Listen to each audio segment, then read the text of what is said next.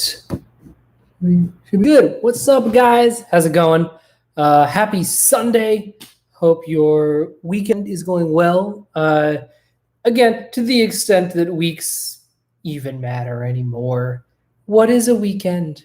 What is a weekday? Who fucking knows? Right? So as all of you have probably been able to tell, I've been thinking a lot about masculine and feminine energy. That's sort of been like my big axe that I've been trying to sharpen lately, metaphorically speaking, and just really understanding beyond the OP definitions, right? That's part of it, as I have been very transparent about. I don't fully agree with the definition of their terms. I don't know that they necessarily track at scale. But again, I'm still figuring it out, sleep process and doing all the things, right? But on a much, much broader scale, it's something that in my personal life, I've just been thinking a lot about. A lot of the conversations I have been having with a number of different people have all been coming back around to this idea of like masculine energy versus feminine energy and the balance of the two, and how do we fix one narrative without making the other one worse. And it's weird. Again, just the number of conversations in very different spheres that I have had surrounding this topic. So one of the things, look, there are two things that we love here in Objective Personality Land.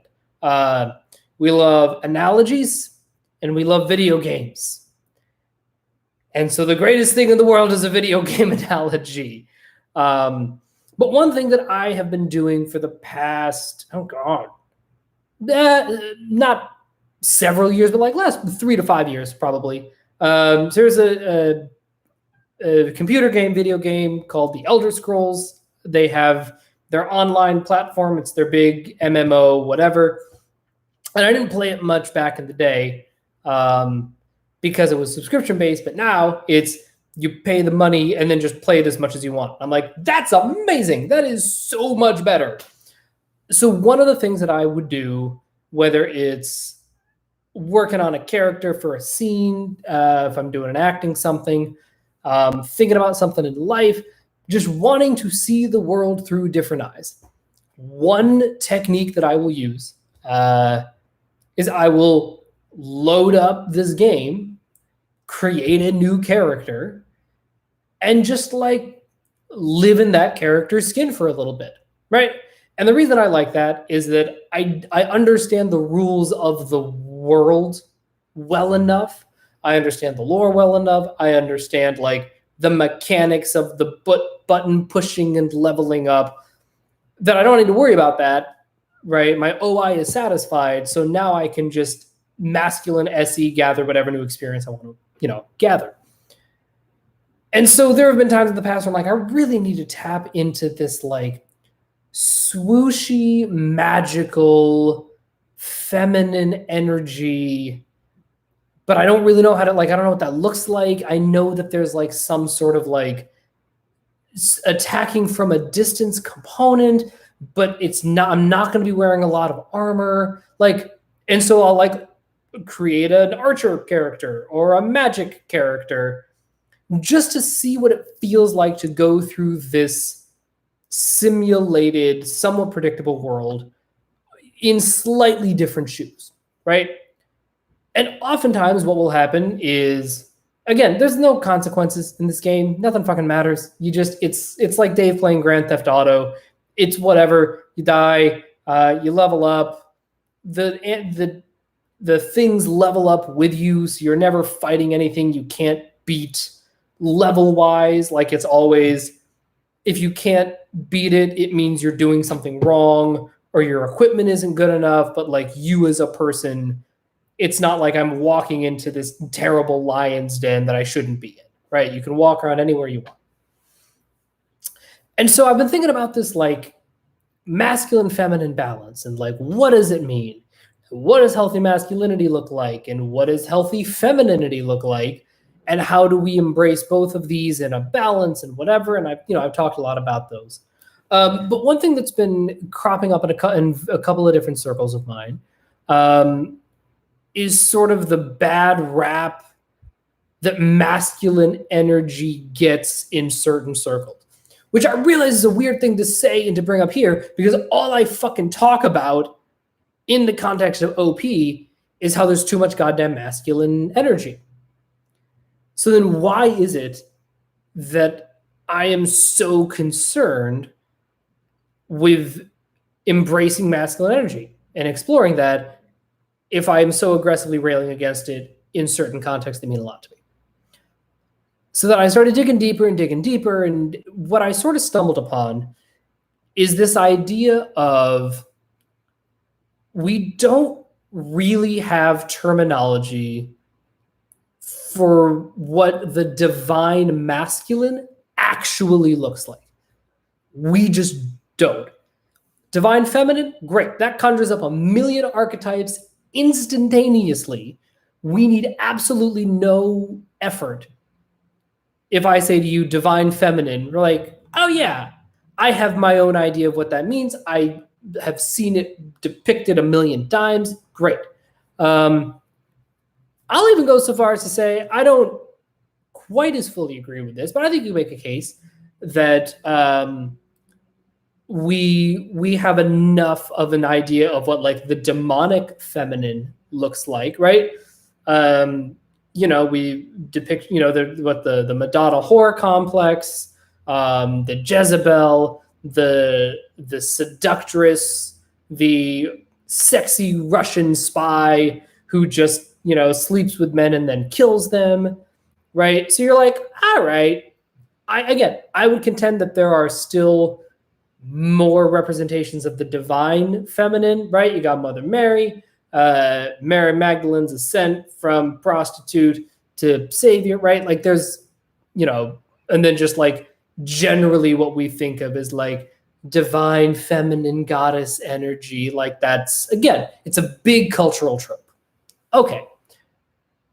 But like we have a lot of demonic masculine energy that we can, attach tropes to, but not a lot of divine masculine energy. And I just, thinking back on my own upbringing, I didn't really learn.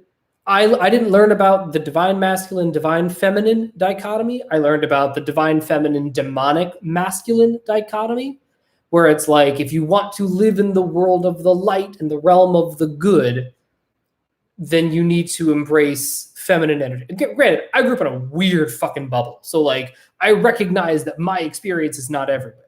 But I do think that culturally, especially nowadays, divine energy we think of as the like angelic woman, soft, divine goddess, yoga, sexy woman thing. I'm literally just looking around my desk and I see like a pink angel and a yoga woman. So that's just the house that I live in. Right. And again, look, it's one of the reasons that my shrine is so feminine, right? I got like the Live, Laugh, Love, and I got the Barbie. And then in the back, you can see I have the phases of the moon doing the things, right? So I'm like, it feels very accessible, not just for me, but just in general, to access this divine feminine energy. But I'm like, well, it can't be divine feminine and demonic masculine. That cannot be how this works. So I was digging into the divine masculine, like, what does this mean? What does this mean? And finally, I was like, oh, what if it's sword energy versus shield energy? And this is, again, it's come up in a couple of different circles and a couple of different conversations the past couple of weeks. But to bring it to start in really concrete OP terms, and then I'm going to get to what it looks like in this game, right? But in very concrete OP terms, think about Tony Robbins, right? We love Tony Robbins. Tony Robbins is fucking great. Tony Robbins in my mind, is really, really good at balancing his masculine energy with his feminine energy, right? Because he actually has a lot of both. His stage shows, they're big, they're loud, they're raucous. It's like punching you in the face with the reasons and the sensory and like getting you hyped up and like really like fucking jabbing at you with the sword. This is a dirk that I got in Scotland. And I keep it on my wall, but I use it as a prop today, right? Like it's poking you, it's stabbing, it's aggressive. It's like, hey, fuck you, right? It's like testing you and testing your toughness aggressively, right? But he also has a lot of feminine energy, not in the sense of him crumbling and like losing his mind and like sobbing like a baby, whatever. But watch when he does like couples counseling, right? When we're talking about the spectrum of people, the spectrum of humans, great, big, loud, masculine, energetic, fucking punchy, right? But when you watch him coach two people through a difficult time, when you watch him work with somebody one-on-one, where I see his feminine energy really shining is he's so good at blocking out all of the external aggression. Right? It's like, all right, I am creating a safe space, walls. Now the two of you with my guidance, now we can actually work out what's going on without having to worry about defending ourselves from the outside world. I already got that taken care of. You don't have to worry about that. I got you. Y'all just need to work out what you're working out. And I've sort of brought up a similar concept like this before, right? In talking about the garden, right? So feminine energy wants to tend to the garden. It wants to hold space. And the masculine energy wants to create space as soon as we want to expand the garden, feminine energy is not going to fucking get that job done. It just isn't, right? And as soon as you want to tend the garden, masculine energy is probably not going to be your best friend, right? You have to be able to go back and forth through both, or at the very least, respect both so deeply and be able to draw that out of others and seek that out in others to help you, wherever you see yourself, a little bit more on the deficient side, right? But I think about the sword energy versus shield energy, and it's why in this game I made a character who is like a big, I never make male characters, ever. It's just not a thing I usually do. I think maybe once in ever, other than right now, did I like make a male character with the intention of like exploring this mass. And the last time I did it, it was a Nord, right? Like a big blonde hair, blue-eyed, great broadsword holding motherfucker, right? But I made this big orc guy, and it's hysterical. Like, as I'm making this, I'm very consciously aware of like what I'm projecting. And I made this, he's like 7 feet tall. He looks like Dave Bautiste's torso is like this, but he's not like a super V weight. He's like wide. And then it comes in a little bit, but like not much. He's just like solid man, fucking muscles like this, jawline. He's got facial hair exactly like mine. Like the irony is not lost on me, is what I'm saying, right? But anyway, I make this guy, and the goal for me is to be like, I want to make this guy, he's going to be a sword and shield guy, because I need to learn what each of these energies is trying to do independent. Like, I know what they're trying to do independently, right? I understand, like, I've played many a time with like a guy with just a great sword whose only job it is to kill things as fast as possible and not die, and wear a bunch of armor and just fucking not die. Great. And then I have also played it where I play this very, very defensive character. I sneak attack and like not like being really flexible and nimble and avoiding getting hit because I can't take any hits because I'm wearing armor that's too light.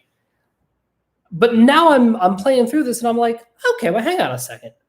what if I really explore this balanced sword in one hand, shield in the other? What does this feel like? What would I be trying to accomplish with this? And like, to be clear, I'm not proficient at this combat style at all. But what's cool about it and what I like about it is that I don't feel the need to have like super heavy armor on because I have it in the form of my hand. I lose some because I can't kill things as fast, but it's fine because, like, again, eventually I want to build up my own big heavy armor set and just fucking tank around. But like, my job isn't to kill things as fast as possible. And that really kind of opened up my mind about what masculine energy and what feminine energy ideally want to do and how they can complement each other. Because the job of masculine energy is to make the threat go away. And the job of feminine energy is to make the threat not matter. And that sort of like was like, right? Because if I got nothing but armor on, like, nothing's gonna hit me. Like, she'll just bounce off of me. I walk through the world. I'm super chill. It's fine, right? Conversely, if I have no armor on, but I have like chainsaw hands, no one's gonna fuck with me because they're gonna run away. And anyone who does try to fuck with me is just gonna die immediately. And I can still walk through the world, safely, right? But I think that both of those are dangerous ways to go through life. I think that, again, I'm just going to start with the one that is, to me, more obviously bad. Although, actually, honestly, no, they're both pretty bad. Because, like, if I'm walking through the world and all I have are chainsaw hands and I'm just, like, cutting everything down and just demolishing everything, then, like, the second somebody gets under my skin or gets around me, or I get overwhelmed for whatever reason, or I take a break, God forbid, I am fucked. Like, I'm just dead. I'm just dead. And, we've seen it all the time with the anecdotal double masculines, and then you keep poking them and call them on their shit. If your armor is stronger than their chainsaw hands, and you like poke them with a needle, they just fucking lose their minds, right? Again, to the extent that this is true and trackable, but like archetypally, trope-wise, we have absolutely seen this a million times, right? So that's not a great way to go through life, right? I don't love this. I also don't love the other opposite extreme, where if all you have is just fucking like iron helmet, metal armor, metal legs, metal arms, shield, dinky ass sword. Okay, sure, you are not going to die. Absolutely. But you're not going to be killing things very quickly, and you're going to be expending a lot of energy in fights, right? Because you can't make the fight end quickly enough. And that is what masculine energy is really, really good at doing. It makes conflict, it's a really intense conflict, but it's short. It is painful, but the pain only lasts a certain amount of time. And then the conflict goes away. And there's like the anecdote, right? The joke of like the two male roommates, and like when guys fight, they just fucking scream at each other. Yeah, well, fuck you. You're an asshole. I can't believe you did that. You know what? Well, fuck you too. If you weren't such a pussy, blah, blah, blah, blah. And they just like scream at each other for about 45 seconds. They slam the doors. And then 5 minutes later, they're like, all right, you want to watch some baseball? Yeah, man, I'll get some beer. I'm sorry, I was a dick earlier. I shouldn't have yelled at you like that. He's like, no. I was a little out of line too. You know, that's that was on me, right? Okay, so Sada brings up an interesting point. Masculine energy makes conflict worse. I think I actually agree. But I think it's crucial to note that yes, it makes it worse, but it also shortens the timeline of the conflict. Which brings me around to like why you have to be able to tap into both. So thinking about, right, we're all thinking about coronavirus now. If you're not, you might be crazy because that's so fucking pervasive right now. The whole idea is this idea of, right, flattening the curve, right? We want it so that we don't have 1 million deaths immediately and then the virus is over, the panic is over, but at what cost? I mean, the millions of people died, right? What we want to do is we want to stretch out this pain, but make it duller, make it tolerable, make it manageable so that we can get help to the people that need help. But we are protracting the process very explicitly. A masculine approach, one could say, is the former. It's saying, okay, we need to get this shit over quickly. Let's just fucking kill as many people as need to die. And then then the rest of us can move past this, right? The ultra feminine approach is to say, let's just shut everything down. Let's pause all of existence for as long as we can. And that way only one person will get sick at a time and we shut it down, right? The actual answer lies in the middle, right? Because the problem with the feminine approach is, first off, it's not sustainable for that long, right? We maybe got 3 to 6 months worth of, quarantining in us emotionally. But also, like, we don't need to go that extreme because it's not like we have no resources to help people. We do have hospitals. Like, we don't want hospitals to be over capacity. We want them to be at capacity.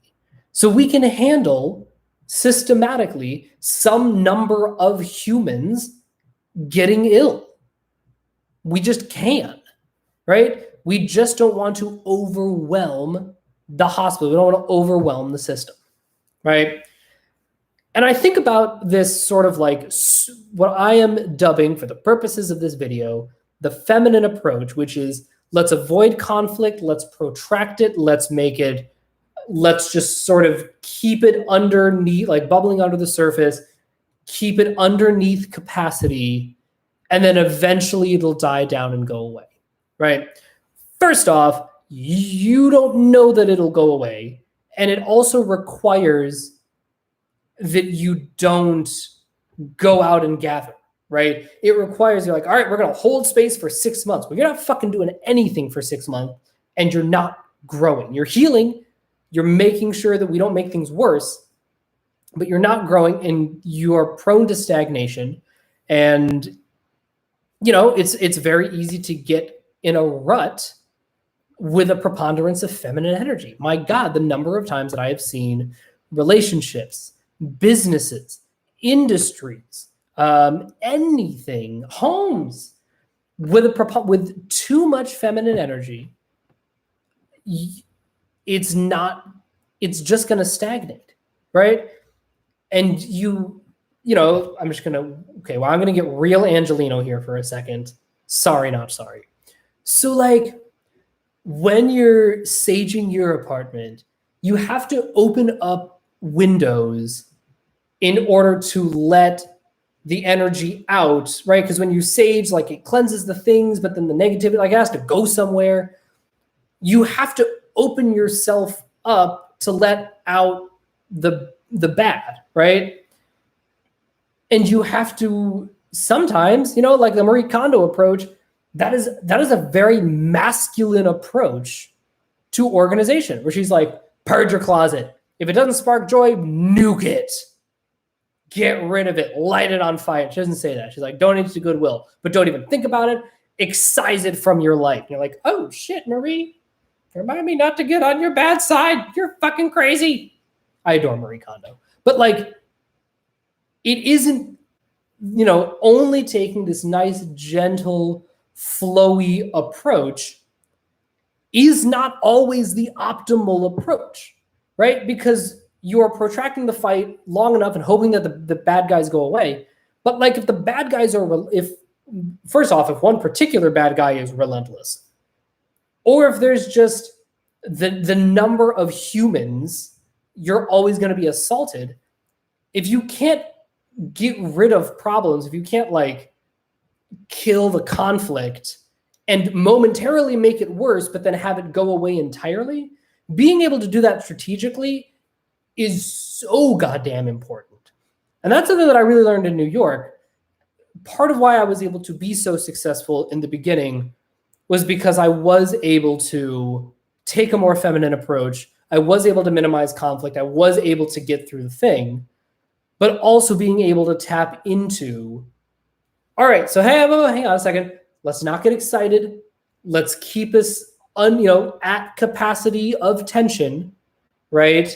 So that we're all still comfortable. We're not stretching ourselves. We're not going nuts. But now let's keep moving this forward. The goal is not to stay here. The goal is for this tension to die down. We just need to stretch it out and be comfortable with the tension lasting a little longer than we want, so that it isn't like big blow up fight and then it goes away completely, right? And that's sort of the navigation that I want to lean into. And that brings me back to this idea of like sword energy versus shield energy. You have to know when to be able to hold when it is prudent to hold up your sword, when it is prudent to hold up your knife, right? Your sword. Shield, sword, whatever I said. This is the shield. This is obviously the shield. I would never hold a sword like this. That would look stupid, right? Holding up the shield is absolutely important from time to time. Being able to wield your sword, not just fucking brandish it and, scare people with your big dick, like actually be able to use the sword to make the aggressor go away, super fucking important. And what I'm sort of learning in this whole process is this is not the way that I would want to go through life. Because look, again, when you have a one-handed weapon in this game and in life, right? Like, this is not going to do as much as like a huge fucking broadsword, right?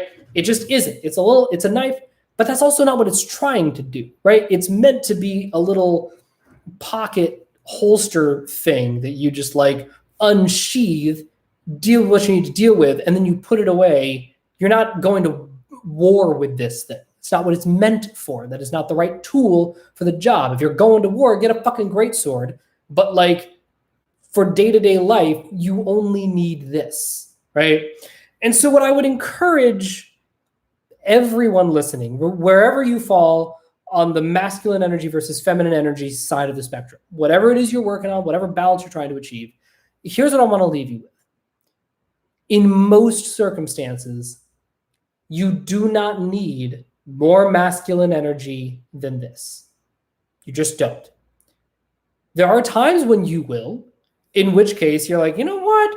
Before I go out into this, knowingly hostile environment, let me go ahead and just grab the bazooka from off the wall, just because I might need that much firepower, right? Or just to stick with the medieval whatever fantasy, let me get the bigger sword, right? Because this shit is not gonna get through. This is not particularly intimidating. Everybody else is gonna have these enormous broadswords. I'm not walking into that room with a little dinky whatever, right? Yes, but 80% of the time, this is sufficient. Now, this is obviously because I don't use this, like it's very dull, could sharpen the end. This particular version of the sword is doing dick nothing. But it doesn't have to be. It's a wall decoration piece. It reminds me of my Scottish heritage, whatever. Va bene. I was gonna say va bene, but then whatever. I'm part Scottish, part Italian. That's what you get. So that's what I would say. Like if you have a lot of masculine energy and you're like, I need to tone this down, aim for this guy. This guy's great. Super fucking useful. It can stab things, it can slice things, it can poke things, it can cut meat. Like it can get shit done. If somebody's giving you grief, you can be like, buddy, come on. Don't fuck with me. What are you doing? What are you doing? I'm gonna stab you in the face. If you don't make me stab you in the face. What are you doing? Get the fuck out of here, right? That's all you need 80% of the time. And then the other 20% of the time, fucking bring out the big one. Get that big old sword, dick, phallic symbol, and just go nuts. Fucking love it. If you are on the more feminine side, trust also that this is enough, right? You don't need, if you're like, I'm so armored, I feel like this is the only way to protect myself in the world, I'm not threatening, and I just have to let shit keep bouncing off of me. You don't, have to then go immediately to the biggest fucking sword on the wall. Like, no, it's not necessary. And that can be very intimidating if you've never tried to use a sword before or learned how to use a sword before. Don't learn on this. Understand the fundamentals of what a blade does, right? Learn how to be intimidating with this. Learn how to be able to say, hang on a second. If this gets too intense, you know that I'm going to have to poke you with this. I don't want to have to poke you with this, but I will, and I know how to use this, right? Or needle, right? Arya's weapon from Game of Thrones, right? It's not a particularly intimidating weapon, but it fucking gets the job done, right? Arya's fucking badass. Love Arya, right? So you can trust that your choices are not massive flaming great sword or nothing. That's not how this works, right? There is this middle ground where you can walk around, and right now, I don't have the best armor because I'm still early in the game. I just haven't found it yet. But you know what? I got a shield. I'm good. I don't need all of this armor because the enemies just aren't that intimidating yet, right? There was one quest I tried to do. He was a magic user, whatever. And I was like, oh shit, yeah, I'm very weak. I'm very soft to magic. This is not good. Before I tackle that guy, I'm gonna need better armor. My shield and this dinky ass sword that I got at the very beginning of the game are just not gonna cut it. So once I get a little more armor, organically, it'll happen. Get a better sword, get a better thing, get a better shield. Now I can be like, all right, I'm a little more armored up. I'm not quite so defenseless. I can end the fight quicker. I can make the conflict worse, but it'll go away. And in the meantime, I can take whatever hits get thrown at me because I know that I am actively working towards the conflict going away. And I'll end on this. I think that, the more that I dig into this, the more that I really do understand Dave and Shan's position on masculine energy and why they find it so useful, and rightly so. Because masculine energy makes conflict worse, but it also makes it go away, right? It's the idea of just there's this bridge between us. I could either repair the bridge or I could burn the bridge. And that will make this person not be able to hurt me, to hit me, to make my life worse, whatever.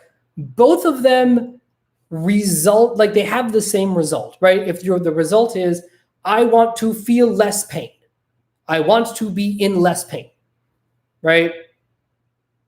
Well, you can either make it so that the person isn't hurting you, or you make it so that the person can't hurt you, right?